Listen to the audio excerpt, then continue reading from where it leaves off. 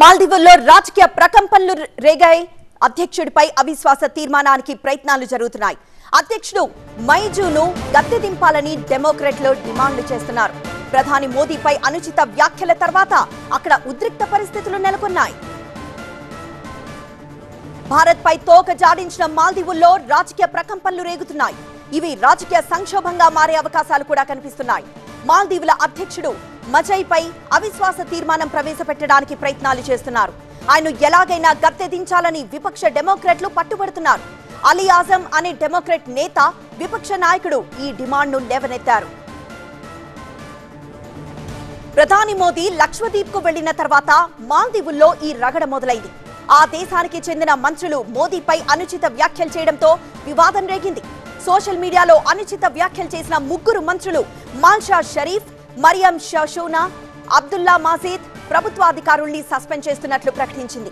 తమ ఎంపీలు భారత్ పై అక్కసు వెళ్లగక్కడం ఆమోదనీయం కాదని, ఆ వ్యాఖ్యలు తమ ప్రభుత్వ ప్రజల వైఖరిని ప్రతిబింబించవని మాల్దీవుల విదేశాంగ శాఖ తెలిపింది. ఇంతటితోనే సమస్యకు ఫుల్ స్టాప్ పడలేదు. మాల్దీవుల కొత్త ప్రభుత్వం భారత్తో ఘర్షణ పడ్డం అక్కడి విపక్షాలకు, మాజీ నాయకులకు మింగుడు పడ్డం లేదు. ముఖ్యంగా అధ్యక్షుడు మైజూ అధ్యక్ష బాధ్యతలు స్వీకరించక ముందే భారత్ పై తన అక్కసు వెళ్లగక్కుతున్నారు. భారత నేవీ అక్కడి నుంచి వెళ్లాలని తెగేసి చెప్పారు. అదే సమయంలో చైనాతో దగ్గర కావడానికి ప్రయత్నాలు చేస్తున్నారు. మాల్దీవుల విద్వేష వైఖరిపై భారత్ గుర్రుగా ఉంది. అయితే మొన్న మధ్య ప్రధాని మోదీ లక్షద్వీప్ కు వెళ్లడం, అక్కడి బీచ్ లో సేదతీరడంతో యావత్ భారతం దృష్టి అటువైపు మళ్లింది. మాల్దీవుల కన్నా అందమైన ప్రాంతాలు మన దేశంలో ఉన్నాయనే చర్చ మొదలైంది.